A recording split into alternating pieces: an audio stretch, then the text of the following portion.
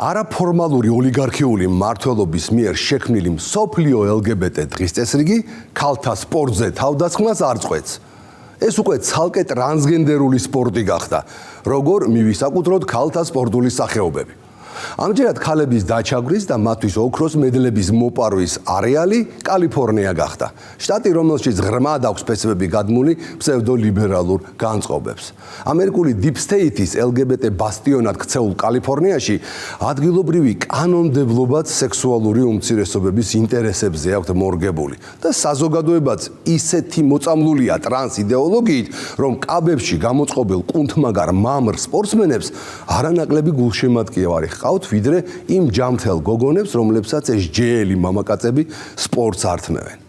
ამჯერად დიდი სკანდალი კალიფორნიის სასკოლო ფედერაციის მსუბუქი მძლეოსნობის ჩემპიონატზე აგორდა. 16 წლის ტრანსგენდერი, ანუ ვითომ გოგონად გადაკეტებული ბიჭუნა ფინალში გავიდა, რადგან ყველა გოგონაზე უკეთესი შედეგი აჩვენა სიგრძეში და სამმაგი ხტომაში.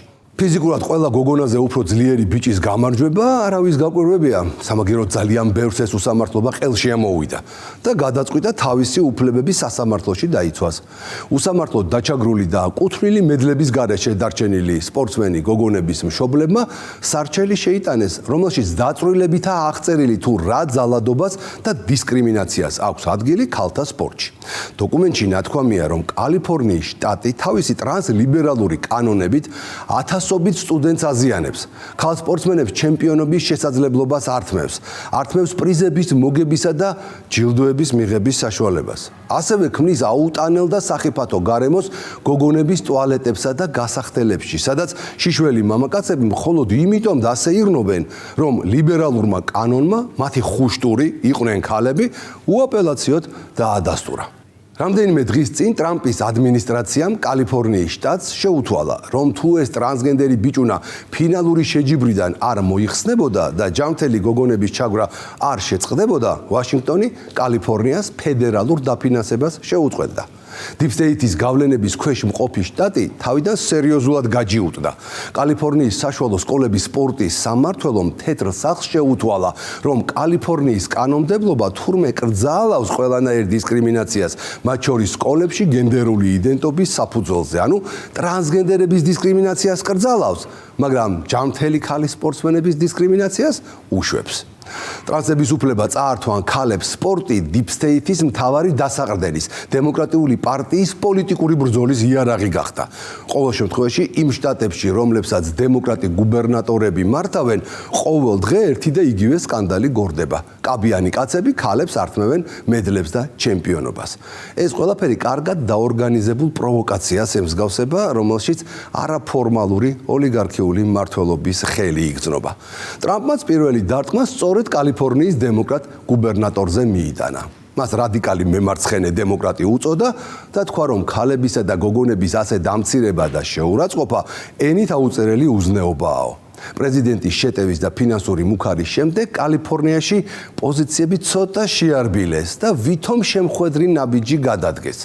კალიფორნიის სკოლების სპორტულმა ასოციაციამ იმის მაგივრად, რომ ეს ტრანსი ვითომ გოგოდ გადაკეთებული ბიჭი ფინალური შეჯიბრიდან მოეხსნა და გოგონებისთვის სამართლიანი სპორტული გარემო შეექმნა, უბრალოდ ფინალურ ეტაპზე მონაწილე ჯამთელი გოგონების რაოდენობა გაზარდა.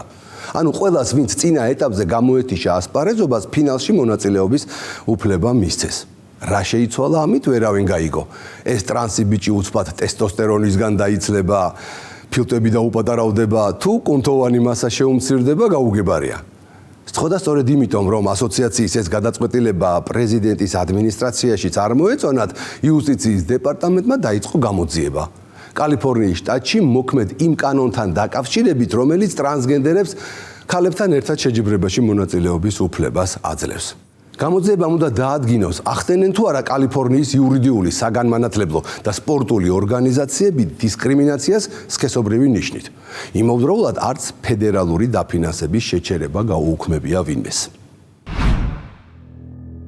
ჩვენს თვალწინ იმართება ტოტალური კულტურული ომი, რომელიც აღარ შემოიფარგლება დებატებით, კანონებით თუ სოციალური ქსელების სიტყვიერი შეტაკებებით. ეს არის ომი რეალობის წინააღმდეგ, ბრძოლა ბიოლოგიის, ბუნებრივი კანონისა და საღი აზრის წინააღმდეგ, რომელსაც მართავს გლობალური ომის პარტიის მიერ ნაკარნახევი ფსევდოლიბერალური იდეოლოგია, ცრუ თანასწორობისა და ეგრეთ წოდებული გენდერული იდენტობის დროშის ქვეშ.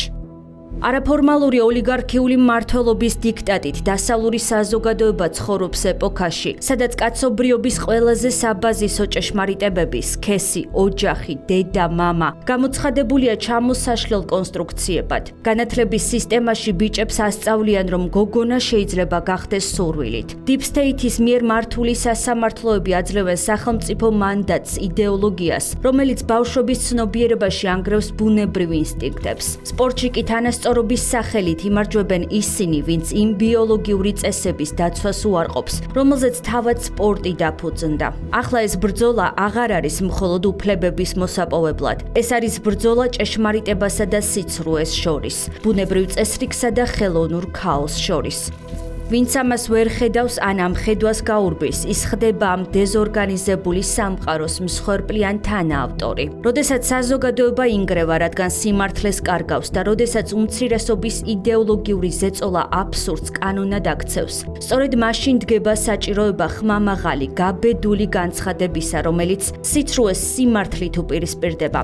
ასეთი ხმა შტატების პრეზიდენტის მცდელობა ქალთა სპორტი დარჩეს ქალებისთვის. ეს არ არის მხოლოდ პოლიტიკური განცხადება, ეს არის მორალური ხაზის გავლება იმ მცდარ რეალობასა და ჭეშმარიტ ბუნებას შორის, სადაც ბიჭის ბიოლოგია ვერასოდეს გახდება გოგოს უნარი.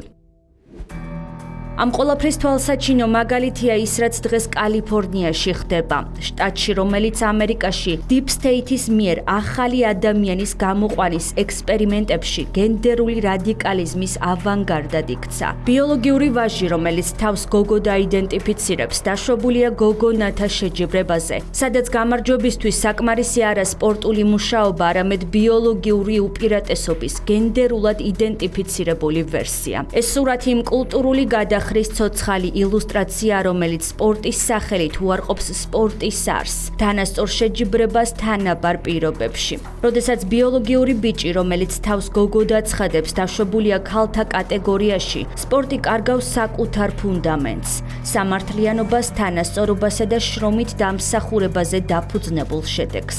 კალიფორნიაში ტრანსგენდერი სპორტსმენის AB ერნანდესის შემთხვევამ ეროვნული დონის დებატები გამოიწვია და კიდევ ერთხელ წარმოაჩინა თუ როგორ ეჯახება გენდერული იდეოლოგია სპორტის ბუნებრივ წესრიგს. ერნანდესი 16 წლის ბიოლოგიური ვაჟი, რომელიც თავს გოგო დაიდენტიფიცირებს, მონაწილეობს მძლეოსნობის ქალთა კატეგორიაში, კერძოდ ხტომის 3 დისციპლინაში: სიგრძეზე, სიმაღლეზე და სამმაგხტომაში. იგი წარმოადგენს ჯურუ პაველის საშუალო სკოლას და წარმატებით გაარღვია საკვალიფიკაციო ეტაპები, რითიც მოიპოვა ადგილი კალიფორნიის შტატურ ფინალზე. ეს შეჯიბრი კალიფორნიის სკოლათა შორისი ფედერაციის SIF-ის ეგიდით იმართება.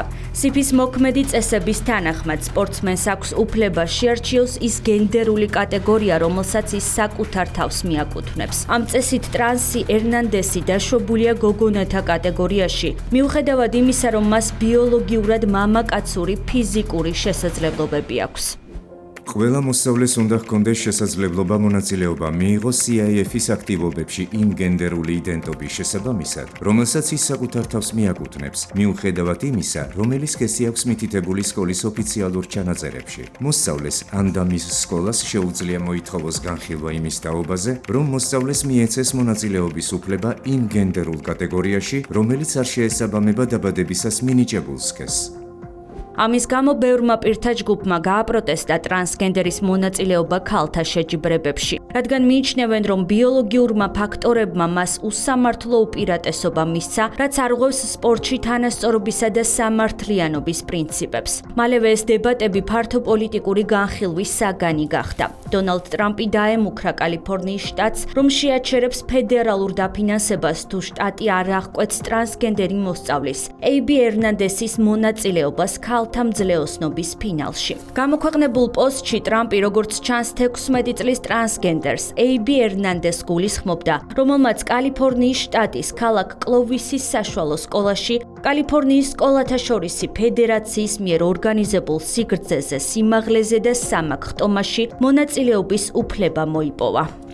კალიფორნია რადიკალ მემარცხენე დემოკრატის გევინ ნიუსომის ხელმძღვანელობით უკანონოდ აგრძელებს მამაკაცებისთვის ქალთა სპორტში თამაშის უფლების მიცემას. ამ კვირაში ერთ-ერთ მნიშვნელოვან ღონისძიებაზე ტრანსფორმაციის შემდეგ მამაკაცმა სპორტსმენმა ყველაფერი მოიგო და მას შტატის ფინალში მონაწილეობის უფლებაც მიეცა. როგორც მამაკაცი, ის საშუალოზე დაბალი დონის შეჯიბრის მონაწილე იყო, ხოლო ტრანსფორმაციის შემდეგ ეს ადამიანი პრაქტიკულად დაუმარცხებელია. ეს ქალების დამცირებაა, რაც უსამართლოა. თუ ამ საკითხთან დაკავშირებით აღმასრულებელი ბრძანება არ შესრულდება, ფედერალური დაფინანსება შეჩერდება, შესაძლოა სამუდამოდ.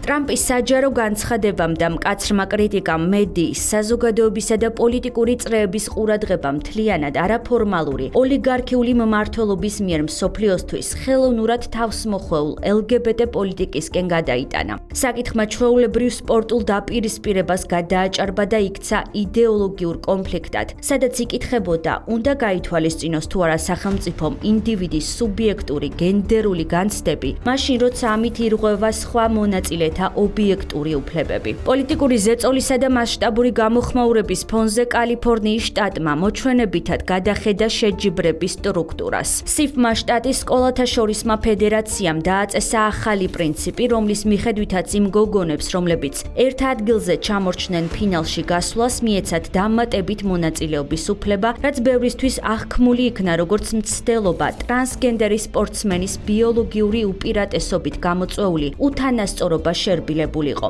თუმცა ამ გზით ფედერაციამ საკითხის არსს გვერდი აუარა და ქალების კატეგორიაში ტრანსგენდერის მონაწილეობით ბიოლოგიური უსამართლობა მაინც შეინარჩუნა. თითქოს ჯანმრთელი გოგონების რაოდენობის გაზრდით შესაძლებელი იყო არსებული პრობლემის გადაფარვა. ეს გადაწყვეტილება კიდევ ერთხელ მოწმობს თუ როგორ უწევს Deep State-ი წინააღმდეგობას ამერიკის ახალი ადმინისტრაციის მცდელობებს დააბრუნოს ქვეყანაში ტრადიციული ღირებულებები. იქ, სადაც არაფორმალური ოლიგარქიული მმართველობა ვერ ახერხებს სრულად დაიცვას 10 წლეულების განმავლობაში, ქვეყანაში გაბატონებული LGBT დღის წესრიგი მოჩვენებითი დათმობების გზით ცდილობს დროის მოგებას. ამ საპილოტე რეგისტრაციის პროცესის ფარგლებში ნებისმიერ ბიოლოგიურ ქალ სტუდენტ სპორტსმენს, რომელიც თავის სექციაში ავტომატურ საკვალიფიკაციო ნიშნულს მიუახლოვდა, მაგრამ სექციის ფინალში CIF-ის სახელმწიფო ფულას ვერ მიაღწია, მიეცა შესაძლებლობა მონაწილეობა მიეღო 2025 წლის CIF-ის სახელმწიფო მძლეოსნობის ჩემპიონატში. ამ ცვლილებას მხარი დაუჭირა გუბერნატორმა გევინ ნიუსომაც, რომლის ოფისმა ტრამპის მხრიდან დაყენებულ საკითხზე პირდაპირი კომენტარი არ გააკეთა. თუმცა პრესპიკერმა იზი გარდონმა ხაზი გაუსვა გადაწყვეტილების გონივრულობასა და პატივისცემით სავსე მიდგომას, რაც თითქოს ერთგვარ კომპრომისად იქცა მღელვარე საზოგადოებრივ ფონსა და ინკლუზიური იდეოლოგიის მიმართ ლოიალური მმართველობის ინტერესებს შორის. თუმცა ფაქტია, ფედერაციის ეს გადაწყვეტილება პრეზიდენტის ადმინისტრაციას არ მოეწონა. იუსტიციის დეპარტამენტმა დაიწყო გამოძიება კალიფორნიის იმ კანონთან დაკავშირებით, რომელიც ტრანსგენდერებს უტოვებს უფლებას ქალებთან ერთად მონაწილეობა მიიღონ სპორტულ შეჯიბრებებში. ახლა გამოძიების მიზანია დაადგინოს, ხდება თუ არა დისკრიმინაცია სქესობრივი ნიშნით კალიფორნიის სამართლებრივ, საგანმანათლებლო და სპორტულ ორგანიზაციებში. ამ LGBT იდეოლოგიაზე აწყობილ სპორტულ ფედერაციებს და ასოციაციებს რომ ვკითხო, ტრანსგენდერი, ანუ პომადიანი სპორტსმენი კაცები სულ თიძე ჩამოსათვლელნი არიან. მათი რაოდენობა თურმე იმდენად მცირე ყოფილა, რომ საერთოდ სალაპარაკოდაც არ ღირს. რა პრობლემაა 10-15 ტრანსგენდერი, როცა ქალი სპორტსმენები ათეულობით 1000-ნი არიან. გასაოცარი ლოგიკაა, განსაკუთრებით თუ ამ ლოგიკას შტატის გუბერნატორი ანვითარებს. არადა, როცა 15 მამაკაცი 15 სპორტულ სახეობაში 15 მედალს მოიპოვებს, სწორედ ეს აზარალებს ათეულობით 1000 სპორტსმენ გოგონას, რომელიც წლებია ვარჯიშობს ამ მედლების სამართლიან ბრძოლაში მოსაპოვებლად. ეჭვმავს კალიფორნიის გუბერნატორს ამაზე ჯერ არ უფიქრია. კვირაში 4-ჯერ ყოველ საღამოს 10 საათზე ყურადღებით დააკვირდით ლიბერალიზმის ანატომიას. უბრალოდ წარმოიდგინეთ გარყვნილების მასშტაბი, რომელშიც Deep State-მა მსოფლიოს ნომერ 1 ქვეყანა ჩაძირა. იმისათვის, რომ ყველაზე გავლენიანი პრეზიდენტის განკარგულებამ ტრანს იდეოლოგიური ჭაობი გაარღვიოს და შედეგს მიაღწიოს, ამ ყველაზე ძლევამოსილ პრეზიდენტს თითოეული ტრანსგენდერის დევნა და ქალებისთვის თითოეული მედლის დაბრუნება უწევს. აშკარად რაღაც ახალი მეთოდია მოსაფიქრებელი, თორემ ტრამპს ამ შიზოფრენიის აღმოსაფრელად კიდევ არაერთი საპრეზიდენტო ვადა დასჭირდება. დროებით.